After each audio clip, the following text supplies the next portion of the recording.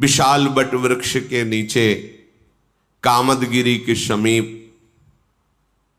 विशाल वेदी बनी हुई है।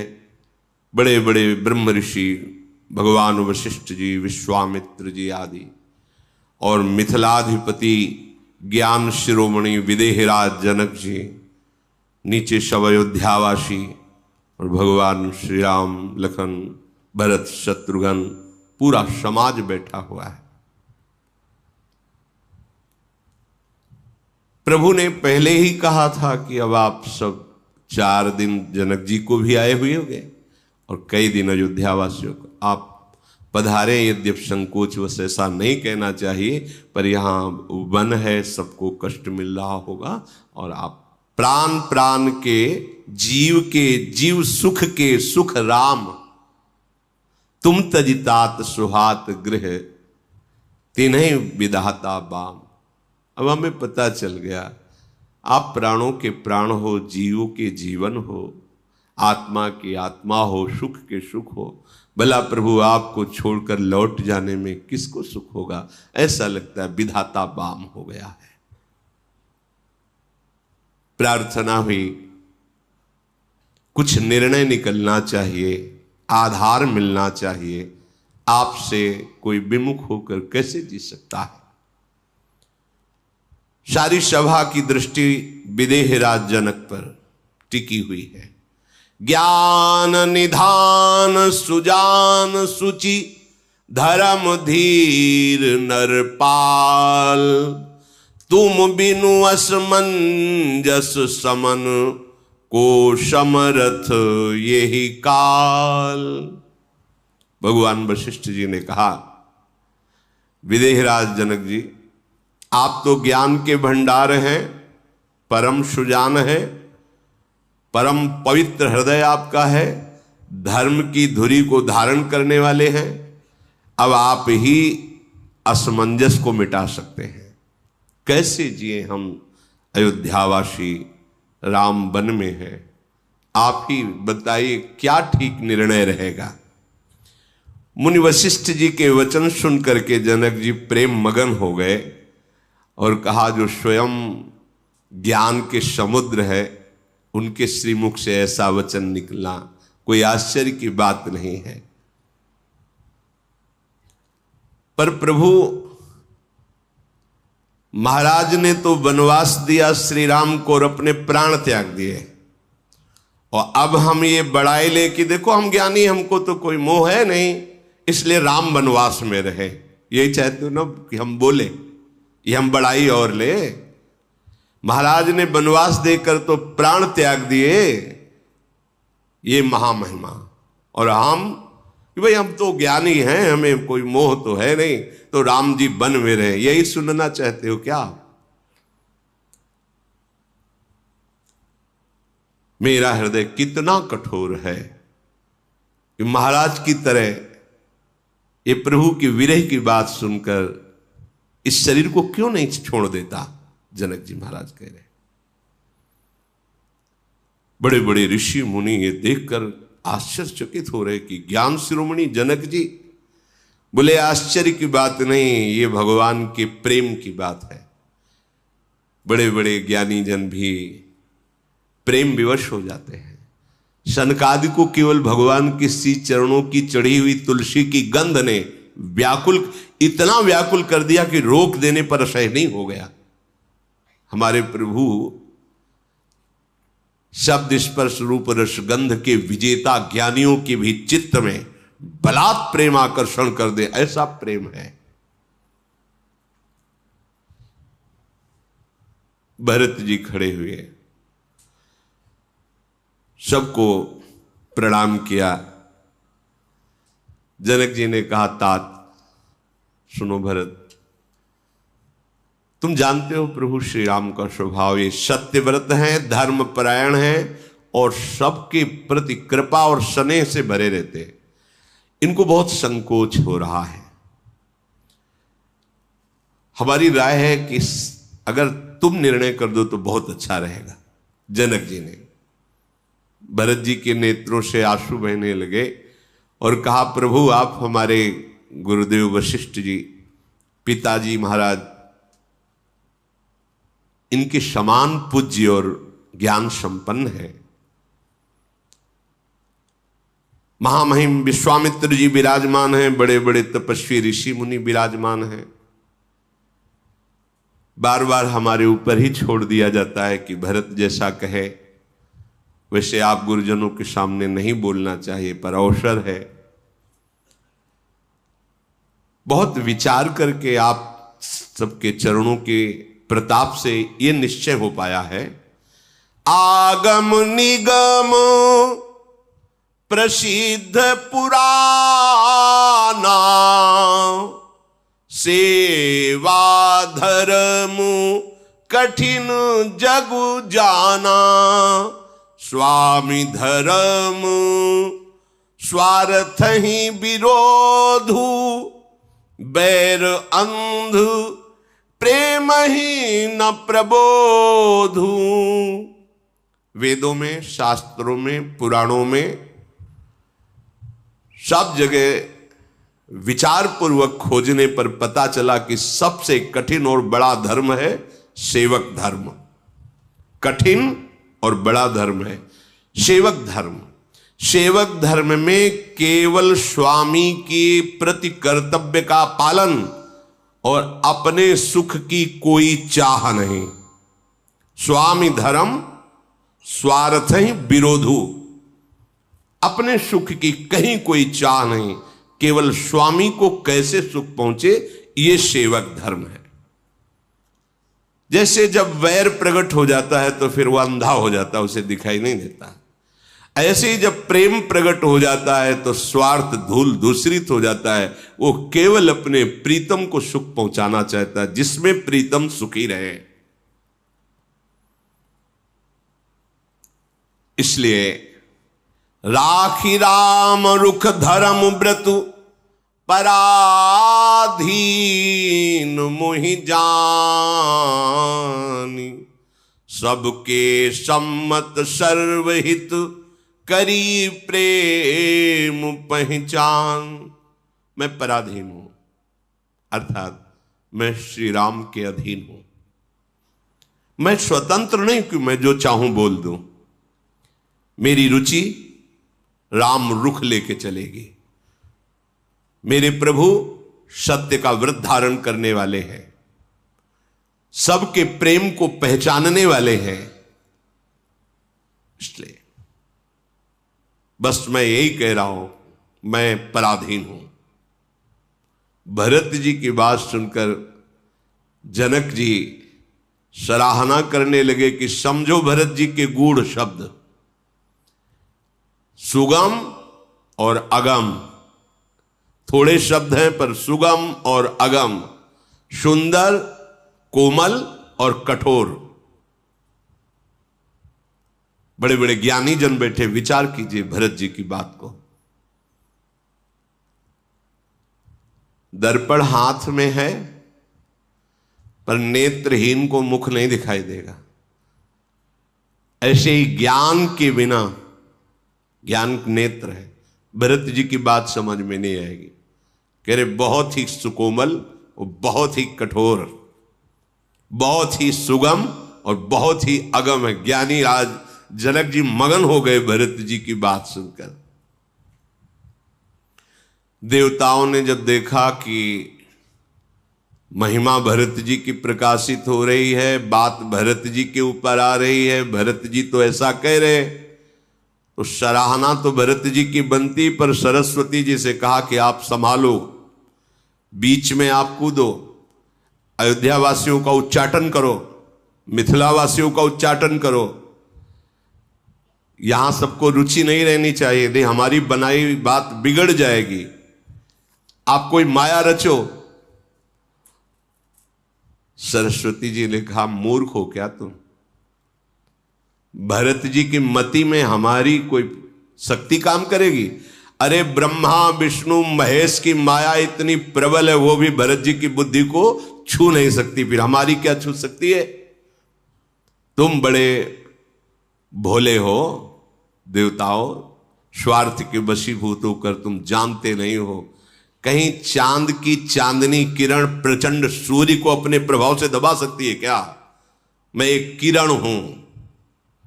और भरत की बुद्धि प्रचंड भास्कर है, भगवत प्रेम से युक्त, उनको मैं बदल सकती हूं क्या? जिसकी बुद्धि के निश्चय में प्रभु विराजमान है, उसकी बुद्धि अटल होती है, उसे कोई नहीं बदल सकता। जहां सूर्य का प्रकाश है वहां अंधेरा नहीं रह सकता। सरस्वती जी ने कहा, देवताओं तुम्हारी बुद्धि स्वार्थ के अधीन, इसलिए तुम ऐसी विनय बार बार कर रहे हो।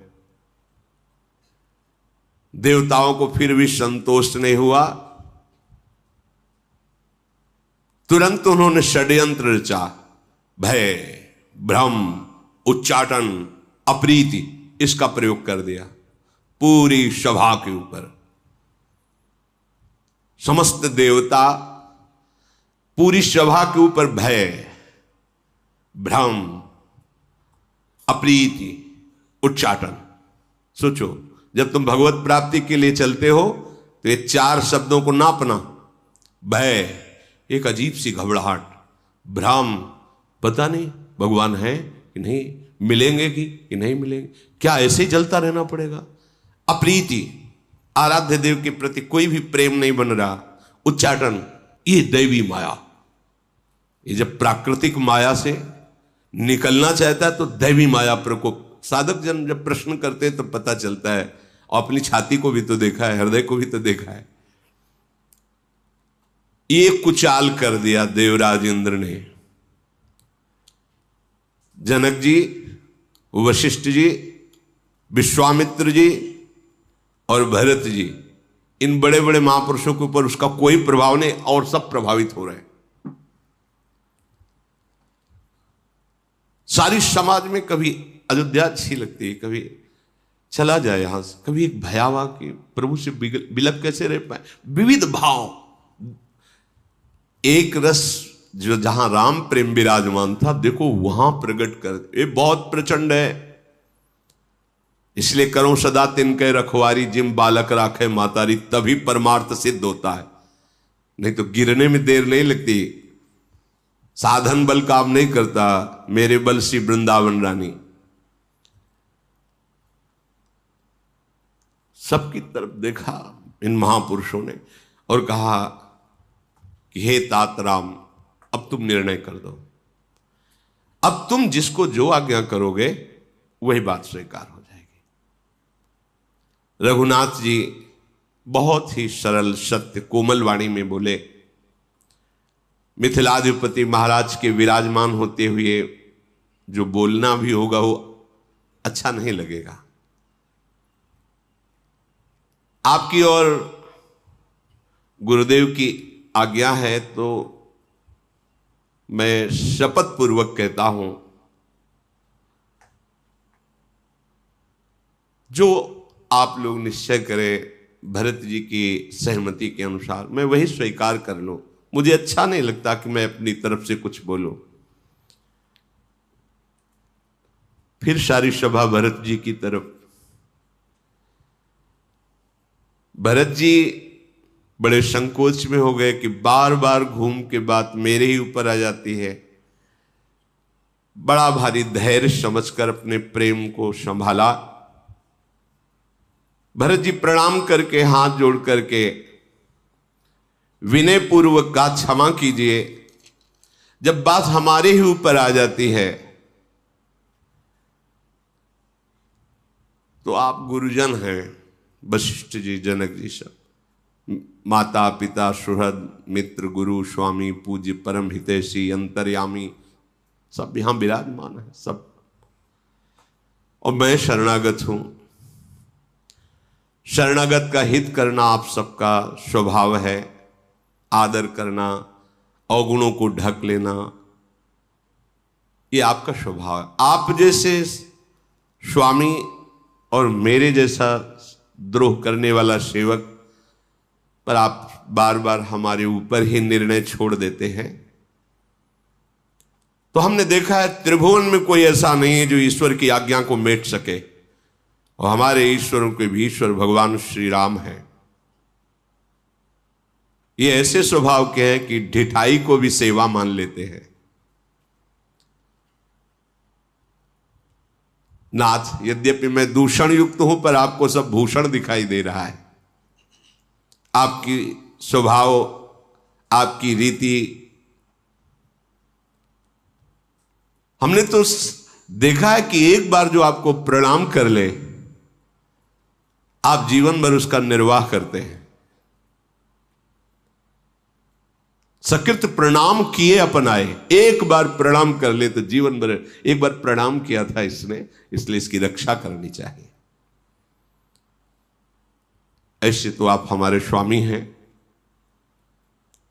मैं भुजा उठाकर प्रण रोप कर कहता हूं कि स्वामी की इच्छा के सिवा मेरी अब कोई इच्छा नहीं रह गई। भरत जी ने कहा कोई इच्छा नहीं है हमारी, जो हमारे स्वामी की इच्छा। हमारे स्वामी को स्वभाव अपने सेवक की बिगड़ी हुई बात को संभाल देना। कृपालु, कौन आपकी महिमा का वर्णन पूर्ण रूप से कर सकता है। आपके चरण कमलों की रज को साक्षी बना करके अपने सुख की चरम सीमा में यही समझता हूं कि सोते जागते उठते बैठते मैं आपकी आज्ञा का पालन करूं। भरत जी ने कहा, कोई स्वार्थ, कोई कपट, अर्थ धर्म काम मोक्ष या इनकी किसी की आकांक्षा मेरी कोई नहीं। बस अब हमारे हृदय में रह गई, मेरे स्वामी प्रभु श्री राम जो आज्ञा करे मैं मन वचन कर्म से उसी का पालन करूं। देव, बस अब मुझे आज्ञा रूपी प्रसाद मिल जाए, यही हमारी इच्छा है। अगर हमारे ऊपर बार बार बात डाल दी जाती तो बस एक ही इच्छा रहेगी, मेरे स्वामी श्री राम मुझे आज्ञा रूपी प्रसाद दे और मैं मन वचन कर्म से आजीवन उनकी आज्ञा में रहूं। बस अब वो जो आज्ञा दे दे। भरत जी ऐसा कहकर प्रेम विवश हो गए। कृपा सिंधु भगवान श्री राम भरत जी का हाथ पकड़ करके अपने समीप बैठाला और स्नेह करने लगे। दोनों समाज ये देख करके प्रेम विकल हो रहे हैं। इंद्र ने फिर सोचा कि ये तो बहुत प्रेम विवश हो रहे हैं। उनका मन छली है, कपटी है इंद्र का। पूरी ताकत लगा के इंद्र पद की जितनी सामर्थ्य मिली थी उन्होंने उच्चाटन का प्रयोग कर दिया सबके अंदर। देखो दैवी माया का प्रकोप। श्री राम जी के प्रति जो प्रेम सबके हृदय में, उसमें उच्चाटन। चलो अयोध्या, चलो मिथिला, वापस चलो। बचना, ये देवता लोग ये नहीं कि वहीं करते हो। जब साधक भगवत प्राप्ति के नजदीक पहुंचना चाहता है तो ये पैदा कर देते हैं उच्चाटन। साधन को हरिभजन है, कै सत्संग सहाय। इस यात्रा में सहायक है सत्संग। ऐसी माया का प्रयोग किया देवराज इंद्र ने, सबका मन चंचल हो गया, सबके मन में उच्चाटन हो गई। कभी वन अच्छा लगता, कभी घर अच्छा लगता। ऐसी दुविधामयी स्थिति हुई कि जैसे दो नदियों का संगम हो रहा हो तो जल उछलता है, ऐसे मन की दशा। एक अशांति, सामने प्रभु विराजमान है, एक ये दैवी माया, क्योंकि उन्हीं की शक्ति से वो संपन्न है। भरत जी, जनक जी, मुनिजन, मंत्री और ज्ञानी साधु संतों को छोड़कर कोई ऐसा नहीं बचा जिस पर देव माया ने अपना प्रभाव न लगा दिया हो। धर्म धुरंधर, धीर, नीति में चतुर, सुख समुद्र श्री रघुनाथ जी ने देखा तो हंस पड़े कि देवताओं, तुम्हें अब भी तसल्ली लगी। सारी की सारी सेवा तुम तुम्हारे लिए ही कर रहे, फिर भी हमारे सब अयोध्यावासी सब जनों को प्रभु ने ये दशा देख करके विचार पूर्वक, परिणाम में सबका मंगल हो, हे तात, कर्म से, वचन से, मन से निर्मल तुम्हारे सामान केवल तुम ही हो। गुरुजनों की सभा में हे छोटे भाई भरत, तुम्हारा यश गान करना ठीक नहीं रहेगा, पर गुरु प्रसाद से माता पिता गुरु स्वामी की आज्ञा का पालन करना सबसे बड़ा धर्म होता है। तात, अब मेरी बात पर ध्यान दो। तुमको सिर्फ वही करना है जिससे पिता की आज्ञा का पालन हो। पिताजी ने हमें आज्ञा करी है 14 वर्ष का वनवास। चाहे प्रजा को कितना भी दुख पहुंचे, हम समझ रहे हैं, पर हम पिता की आज्ञा का पालन करने के लिए तत्पर हैं। हे भाई, मैं जानता हूं कि तुम बहुत प्रेम करते हो, पर तुम्हें सहयोग करना होगा मेरी इस बात पर। 14 वर्ष तक तुम्हें भारी दुख सह करके भी हमारे पिता की आज्ञा पालन में सहयोग करना होगा। अर्थात हमारा वन निश्चित है और तुम्हें अयोध्यापुरी में मेरे लिए कष्ट सहते हुए राज्य का पालन करना होगा। तुम कोमल हो, बहुत द्रवित हृदय के हो, तुम्हारे लिए कठोर आज्ञा है क्योंकि वियोग होगा इसमें। पर तात, समय ही ऐसा है, इस कुअवसर में अपने ही सहायक होते हैं। तुम मेरी सहायता करो। वज्र के आघात को भी हाथ से ही रोका जाता है, भले कट जाए। इसलिए तो हमारी इस आज्ञा का पालन करो। मैं 14 वर्ष वनवास में रहूंगा और महाराज के द्वारा पालित प्रजा का पालन तुम्हें करना होगा। यह हमारी आज्ञा है, ये तुम्हारा सहयोग होगा। मैं समझ रहा हूं तुम्हें दुख मिलेगा, पर तुम्हें ऐसा करना भरत जी के लिए कहा। यद्यपि बहुत प्रेम से प्रभु बोल रहे थे, सारी सभा विकल हो गई। भरत जी ने हाथ जोड़कर प्रसन्न मुद्रा में कहा, स्वामी अनुकूल है, मेरा विषाद मिट गया, मैं वही करूंगा जो आपकी आज्ञा है। ये बहुत बड़ी बात है। सब बात आकर के स्वामी की रुचि में और स्वामी की आज्ञा। अब भरत जी एक भी शब्द नहीं बोले कि राज तिलक लाए हैं, ऐसा। बिल्कुल शांत, ऐसा ही चाहिए। उत्तम सेवक वही है जो स्वामी की रुचि को परख ले और उसी के अनुसार, भले कष्ट हो लेकिन उसी के अनुसार चले, तो वो महासुख में पहुंच जाएगा। अपनी रुचि मनवाना स्वामी से सेवक का लक्षण नहीं होता। स्वामी की रुचि के अनुसार चलना ये सेवक का लक्षण होता है। कीन सप्रेम प्रणाम बहोरी, बोले पानी पंकरुह जोरी, नाथ भयउ सुख साथ गए को, लहेहु लाहु जग जनम भये को। अब कृपाल जस आयस होई, करो शीस धरी सादर सोई। सो अवलंब देव मोहि देई, अवधि पार पावऊं जैसे। हे स्वामी, भरत जी ने हाथ जोड़कर कहा, आज मैं आपके साथ जाने का सुख प्राप्त कर लिया, क्योंकि आपने आज्ञा स्पष्ट कर दी। मेरे जन्म लेने का लाभ मिल गया कि स्वामी की आज्ञा का पालन करने का अवसर मिला। कृपालु, आपकी एक एक अक्षर आज्ञा का पालन करूं, पर मुझे जीने का सहारा मिल जाए। अगर जीने का सहारा मिल जाए कोई, तो प्रभु जो भी आज्ञा की अक्षर अक्षर पालन करूंगा। जीने का सहारा भगवान ने जानते हो क्या दिया?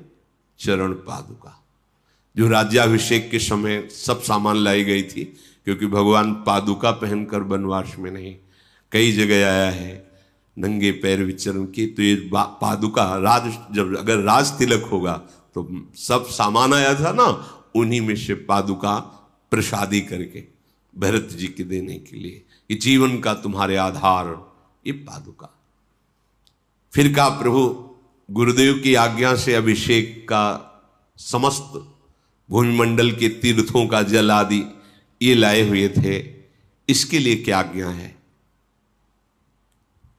मन में बड़ा भारी एक और मनोरथ है कि जिस वन में आप रहेंगे, अभी हमने पूर्ण दर्शन नहीं किया, यदि आज्ञा हो तो ऋषियों के आश्रमों में जाके दर्शन कर ले। ये पावन तीर्थ चित्रकूट है, प्रभु आपके चरण चिन्हों से अंकित है, मैं जगह जगह प्रणाम करूं, ऋषियों के दर्शन करूं, ऐसी आप आज्ञा करें। भगवान श्री राम बोले जाओ जाओ, ऋषियों की चरण धूल माथे पे धरना समस्त मंगलों का मूल होता है। ये अत्रि ऋषि हैं, समीप ही बैठे थे, इनके साथ जाओ और निर्भय विचरण करो, और जहां ये कह दे वहां ये तीर्थों का जल स्थापित कर देना जो राज तिलक के लिए अभिषेक के लिए लाए हो। अब जब ये बात हो गई तो देवता लोग फूलों की वर्षा करने लगे, क्योंकि उनके मन की बात हो गई ना कि अब प्रभु 14 वर्ष वनवास। अत्रि जी भरत जी को दर्शन करा रहे हैं, फिर एक जगह ले गए जो एक कूप था, कुआं बहुत सुंदर। अत्रि जी ने कहा ये जो कुआं है राज्याभिषेक के लिए लाया हुआ समस्त तीर्थों का जो जल है इसमें विराजमान कर जो। सब पात्रों में जो विविध तीर्थों का जल था उस कुएं में डाल दिया गया, और उस कुएं का नाम भरत कूप पड़ा, आज भी विराजमान। उसके जल के अवगाहन से समस्त तीर्थों के अवगाहन का फल प्राप्त हो जाता है। इस कूप को अब लोग भरत कूप कहेंगे। तीर्थों के जल के संयोग से अत्यंत ही महामहिम हो गया है। जो प्रेम पूर्वक इस भरत कूप में स्नान करेगा, आचमन करेगा, उसके जो शारीरिक मानसिक वाचिक पाप बने हैं वो सब नष्ट हो जाएंगे। अत्रि मुनि ने उस जल को उस कूप में विराजमान कराया। फिर रात्रि के समय ऋषियों ने सुंदर चरित्र इतिहास आदि सुनाए, सब जगते रहे। भगवान श्री राम अत्रि जी गुरु वशिष्ठ जी की आज्ञा से और चित्रकूट के दर्शन किए। जहां भरत जी चरण रखते हैं वहां कोई भी कंक्रीट पथरीली भूमि तत्काल बदल जाती है और कोमल हो जाती है। बोले कोई आश्चर्य की बात नहीं है, क्योंकि जो भगवान की भजन में लगता है तो प्रकृति उनके अनुकूल हो जाती है। ये माया तभी तक विरोधी है जब तक सच्ची भक्ति नहीं है, और सच्ची भक्ति हो जाएगी तो माया विरोध नहीं करेगी, ये मां की तरह दुलार करेगी, क्योंकि ये भी प्रभु की ही तो दासी है। मायापति प्रभु को कहा गया है, और आप प्रभु को भज रहे तो फिर फंसाएगी नहीं, ये दुलार करेगी। और जब आप मायापति बनना चाहेंगे तो फिर थप्पड़ मारेगी। मां को किस भाव से देख रहा है तो थप्पड़ मारे, क्योंकि मायापति तो भगवान की तो माया है ना, और आप मायापति बनना चाहो तो थप्पड़ मारेगी। ये थप्पड़ ही मार रही, जन्म जन्मांतर जो हम भ्रमित हो रहे हैं। नहीं, अभी कृपा, ये माया ही तो है माइक, ये माया ही तो है शब्द, लेकिन ये माया मुक्त करने वाला बन गया, क्योंकि प्रभु से संयोग। अगर प्रभु के विमुख तो यही माया में फंसाने वाले शब्द बोले जा सकते हैं, ऐसे गाने, ऐसे रजोगुणी बातें जो तुम्हारे मन को माया में फंसा दे। ये शरीर भी तो माया है, कपड़ा भी तो माया है, बैठे वो भी तो माया है, ये भी तो माया है। गो गोचर जहां लघु मन जाई सो सब माया जानो भाई। अभी हमारे लिए बाधक हुई क्या? हमारे लिए प्रभु को प्रेम प्राप्त कराने वाली वो साधन बन गई, क्योंकि प्रभु की सन्मुखता है, प्रभु की भक्ति। अगर भक्ति विरुद्ध आचरण तो वही माया तुम्हें फंसा देगी। हमारे प्रभु का नाम ऐसा है कि अगर ऐसे जमवाई ले राधा या जो नाम उच्चारण, उसके पाप नष्ट हो जाते हैं। कुछ तो ऐसे अभ्यास होने ही चाहिए अपनी दिनचर्या में। जैसे किसी बात पे राधा शुरू करें, जब हुआ है तो राधा राधा, और थोड़ी थोड़ी देर में लंबी सांस खींचकर जय हो प्रियाजू, मेरी लाडली, मेरी किशोरी, ऐसा अभ्यास बना लेना चाहिए। वो होता है, फिर वो स्वाभाविक होने लगता है। अच्छा, जय हो महारानी जी की जय हो, प्रियाजू की जय हो, वो स्वभाव बन जाता है। थोड़ी थोड़ी देर में नाम तो चल ही रहा है, लंबी सा हा प्रियाजू, हा लाडली, जय हो किशोरी जी की जय हो। फिर जो प्राणपन से प्रभु के चरणारविंद में प्रेम करते हैं वो सर्वाश्चर्यमय हो जाते हैं। भरत जी तो प्रेम की मूर्ति है। कहीं स्नान करते हैं, कहीं ऋषियों को प्रणाम करते हैं, कहीं मनोहर स्थलों को देखते हैं, मुनि अत्रि जी की आज्ञा पाकर बैठकर कहीं सियाराम के स्मरण में तन्मय हो जाते हैं। भरत जी ने 5 दिन में सब चित्रकूट के महामहिम तीर्थों के दर्शन किए। 5वां दिन बीता, संध्या आई, रात्रि भगवत चर्चा में व्यतीत हुई। ये जो नींद है ना, ये तमोगुणी है। जब तक हमारा सही भजन नहीं होता तब तक बड़ा विक्षेप होता रहता है। नहीं तो सही भजन होने पर इंद्रियों को जो बल नींद से मिलता है ना, वो भजन से मिलने लगता है। तो आश्चर्य होता है कि लोग सोते ही नहीं। जैसे आप तो मान लो कभी कभी आकर के यहाँ ऐसे रोज के, अब देखो इतना बन गया, ये पूरी रात में ही तो बना रहे संत जन, और पूरी दिनचर्या है। ऐसा नहीं कि बस बना के सो गए, ऐसा नहीं है। 2 घंटे 3 घंटे विश्राम हुआ, 24 घंटे में लगी हुई, तो क्या इनको नींद नहीं। प्रियाजू के आश्रित, प्रियाजू के लिए सेवा भाव, प्रियाजू के चिंतन, इंद्रियां बलवान होती जाती है। उनको तमोगुण जनी नींद से उतनी पुष्टता नहीं होती जितनी भगवत चिंतन से होती। इसलिए जैसे बार बार आता है, रात्रि हुई तो भगवत चरित्र सुने रहे हैं, दिन हुआ तो तीर्थ दर्शन कर रहे हैं, इन्हें नींद कब आती? नींद तमोगुणी विषय है। नारायण हरि भजन में 5 सुहात विषय भोग, निद्रा, हंसी, जगत प्रीति, बहुबात, ये भजन में नहीं सुहाती। फिर प्रेम में तो बहुत ऊंची स्थिति है। श्री जनक जी महाराज और अयोध्या के सब जन बैठे हैं। श्री राम जी सकुचाते हुए फिर कहा कि हमें ऐसा लगता है, फिर पृथ्वी की तरफ देखने लगते हैं कि अब आप सब पधारे। बड़े संकोच से भगवान बोल रहे, बड़े संकोच से। भरत जी प्रेम पूर्वक उठे। स्वामी को संकोच में नहीं डालना चाहिए। साष्टांग दंडवत की, हाथ जोड़कर कहा कि यद्यपि हमने आपको संताप ही पहुंचाया, दुख ही पहुंचाया, आप मुझे अब आज्ञा कीजिए। 14 वर्ष तक केवल आपके आने की बाट में मैं जीवित रहूंगा। दीनदयाल में प्रार्थना किया था, जीने का सहारा दे दीजिए। कोशलाधीश और कुछ जो अयोध्या वासियों की सेवा के लिए विशेष आज्ञा हो, वो आप मुझे दीजिए। दीनबंधु परम चतुर भगवान श्री राम भरत जी के ऐसे छल रहित तो वचन सुनकर के बोले, हे तात, तुम्हारी, मेरी, परिवार की, घर की, वन की सारी चिंताएं तो गुरुदेव संभाल रहे हैं, वशिष्ठ जी, और महाराज जी जनक का भी हम पर वरद हस्त है, इसलिए मुझे और कोई चिंता नहीं है। जब सिर पर गुरुदेव कृपा होती है तब कुछ संभालना नहीं पड़ता। विश्वामित्र जैसे महर्षि हमें अपना मानते हैं, मिथिलाधिपति जैसे ज्ञानी महाराज जनक हमें अपना मानते हैं, तो ऐसों को कहीं कोई अनर्थ स्पर्श नहीं कर सकता। बस हमारा और आपका एक ही पुरुषार्थ है कि कभी इनकी आज्ञा का उल्लंघन ना हो। तुम्हें नहीं संभालना, संभालेंगे तो ये सब, बस तुम्हें केवल देखना है। भगवान श्री राम कह रहे कि हमारा स्वार्थ, पुरुषार्थ, सुयश, धर्म, परमार्थ ये सब इसी में है कि कभी गुरुदेव की आज्ञा का उल्लंघन न हो। जैसा वशिष्ठ जी महाराज कहे वैसे ही आपको चलना है। जो गुरुदेव की आज्ञा का पालन करता है उसे लोक और वेद दोनों में बड़ाई प्राप्त होती है। गुरु की आज्ञा, बहुत बड़ी बात भगवान कह रहे, चले हु कुमग पग परहि न खाले। यदि आपको ऐसा लग रहा है कि ये आज्ञा तो कुमार्ग की है, तो बोले उस पर भी चलने पर तुम कभी लड़खड़ा नहीं सकते, विजय को ही प्राप्त होगे।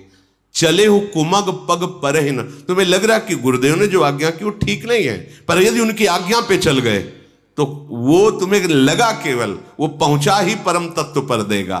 चले हो कुमग पग परहि न खाले, अस विचार सब सोच बिहाई, पालहु अवध अवधि भर जाई। 14 वर्ष तक गुरु आज्ञा में रह करके अयोध्यावासियों का पालन करो।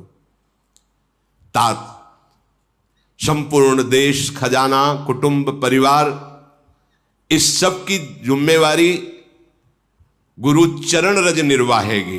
भगवान श्री राम कह रहे तुम्हें तो केवल महामुनि गुरुदेव वशिष्ठ जी की आज्ञा में रहना है, और माता और मंत्रीजन इनकी सलाह लेकर के ही कोई कार्य करना है। श्री रघुनाथ जी कह रहे कि हे भरत, तुम धर्म का सार आज्ञा पालन में समझो। बार बार भगवान इस शब्द पर जोर दे रहे। जैसे मन के भीतर मनोरथ छिपा रहता है, ऐसे ही आज्ञा के भीतर सारे सुख छुपे रहते हैं। केवल आज्ञा पालन। बहुत अच्छी तरह से भरत जी को आज्ञा पालन के लिए समझाए, पर भरत जी को भगवान है समझा रहे हैं, हम सबको निमित्त भरत जी को बुला रहे हैं। भरत जी का शील, गुरुजनों, मंत्रियों और समाज की उपस्थिति राम जी इतना कह करके संकोच कर रहे हैं। भरत जी बार बार कह रहे प्रभु उस बात पे तो आपकी दृष्टि नहीं गई, कहा था जीवन जीने के लिए कोई सहारा दे दो। भगवान ने पादुकाएं मंगाई, उन्हें अपने चरणों में पहना। यद्यपि बड़ा संकोच हो रहा है कि गुरुजनों के सामने ऐसा, पर भरत जी के प्रेम के आगे संकोच काम नहीं किया। प्रभु ने कृपा करके प्रसादी की पादुका और भरत जी को ले जाओ। भरत जी ने दोनों पादुका लेकर के सर पर धारण किया, मानो सियाराम ही साथ चल रहे हों। ब्रह्मावर्त बिठूर में हमने एक संत भगवान के दर्शन करने गए। जीवन तभी मंगल में होता संतों के दर्शन से ही होता है। उनकी गुरु निष्ठा देख करके हृदय, क्या हमारे अंदर भक्ति है। ऐसे गुरु जी की पादुका, ऐसे गुरु जी की लंगोटी से छाती में ऐसे पादुका बांध रही, हर समय रात दिन गुरु पादुका ऐसे वक्षा स्थल पर ऐसे दर्शन कर। कैसी गुरु निष्ठा, हर समय पादुका जी छाती पे ऐसे धारण किए हुए।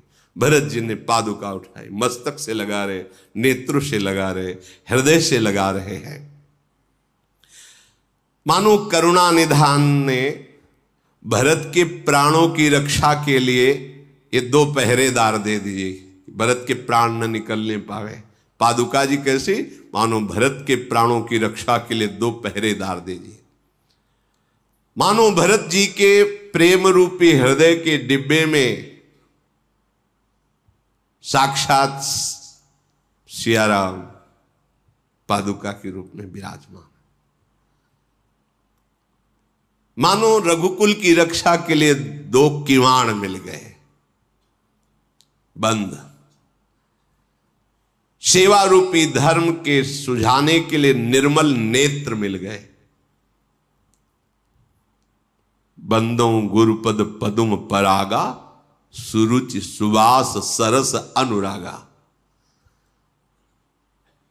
गुरुदेव भगवान के चरण पादुका, चरण रज, ये वो चिंतन है जो अपने हृदय में दिव्य दृष्टि प्रदान कर दे।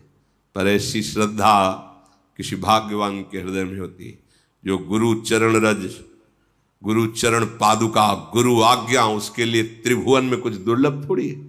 जे गुरु चरण रेनु अनुरागी, ते लोकहु बेदहु बड़ भागी।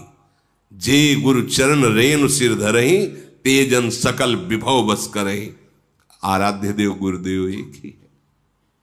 भरत जी ने प्रणाम किया और प्रभु से कहा आज्ञा कीजिए, अब ये नेत्र 14 वर्ष तक केवल बाट देखते रहेंगे। देवराजेंद्र ने फिर भयंकर उचाट, क्योंकि सब विकल हो जाएंगे, इसलिए सहायता की, मानो सहायता की, सबके हृदय में भारी उचाट माया का प्रयोग किया। ये संजीवनी बूटी का काम किया। ने कितने प्राण छोड़ के जाते हैं यहीं से। भरत जी को तो सहारा मिल गया पादुका का, और सबके जीवन 14 वर्ष के लिए सुरक्षित रहे, इसलिए उच्चाट ने काम किया। जो देवराज इंद्र का उच्चाटन, ये ऐसा नहीं है जो तंत्र मंत्र, ऐसे उच्चाटन, मारण, मोहन, वशीकरण सब। और राधा राधा राधा, साप ताप रोग शोक दारुण दुखारी, लाल इष्ट दुष्ट दलन कुंज भवनचारी। कोई मारण मोहन वशीकरण उच्चाटन साप शोक कोई स्पर्श नहीं कर सकता। राधा राधा राधा। भरत जी अनुमति मांग रहे,